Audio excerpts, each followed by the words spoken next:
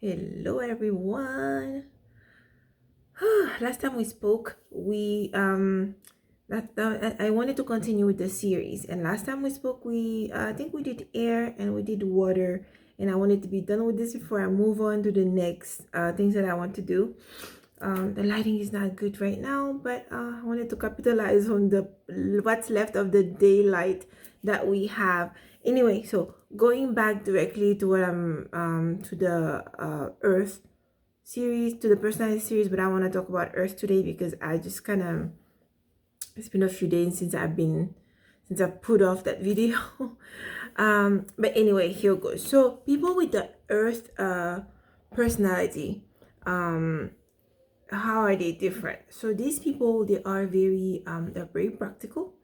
They can be very technical, and those are people who could come across very central, right? They have a very well, as far as appearance is concerned, they could appear dress up very expensively, or they could appear to dress very comfortably. One thing that you will notice, that whatever they have on them, it's something of quality. Okay, those people like to look good. Okay, appearance is important to them in terms of what you present. It is how people will read you, because remember, the practicality of it is necessary. So whatever, they would dress appropriately for any occasions. So people with Earth personality, especially the women, they are very central people. They have a very I would say a quiet beauty. They're not like, uh people with fire signs, the beautiful, they could just appear like, just the most beautiful thing. And the people with water sign personality, their beauty almost like something out of this world type of beauty. It's like it's just mystical. But the earth people with earth personality, they always come across as, it's like the lasting beauty, someone who is just beautiful. And they would be beautiful, let's say somebody who's in say the year 33,000 would look at them and still see them as beauty, like a beautiful, those, that like this, they make that statement. Like right now, if you look at some picture, some painting of a woman who, well, that's the Mona Lisa, the sort of beauty that kind of like, it just transcends the ages, so to speak. um and what else about them? Okay, these people, they're not lazy. I could say they like to put in their time. They like to be efficient. They like to have knowledge, and they know what they're doing. These people are very work oriented. Okay, so they know a thing, and they know it from backward and forward, the beginning and the end. They know it, and they know it well.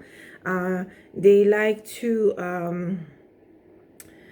master their craft. They'll put in the time, they will study, so that when they're discussing a thing, or if it's a skill we're talking about, they're very good at it. Okay, the downside to it is like, these people, they don't really change very well. Good luck changing them, because they're very stubborn, right? So how do they interact with the other signs? With water signs, since I've spoken of water signs before, I'll do that first, because that would be a little bit repetitive. So earth personality with water personality type, they are very it's a good mix. They go well together. The water personalities could be a little scattered, and then the earth bring balance. It brings grounding, and it brings a certain level of assurance in their friendship, because they are so grounded. So they give water the shape and the form that they sometimes need, right? You could read more or listen more of that particular side when you listen to the water element personality video. But so I'm gonna brush through this very quickly. So the downfall, or the part that is not good, if you have too much water, you have mud, right? So that's the only thing in that relating or in their friendship. If the water, a person is getting too mushy on them, these people, they just absorb so much of it, they don't always it makes them also very mushy. And these people could be the sort of friendship that don't really do much, where the person with the earth personality end up being the responsible one that does everything and who's always responsible for everything else, and the water person is the person who's gonna call him or call her and pour out all your emotion. You have a crisis, call this person and just like vomit all your emotions and your drama on that person. It could be overwhelming for the earth personality person. All right.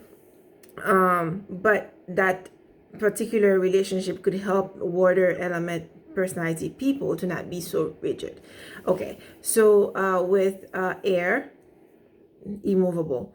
This is when this go wrong. Air, you have this element. If we're speaking of element air and earth, you just get a tornado, right? It doesn't work well in a good balance when it's not in balance, of course. So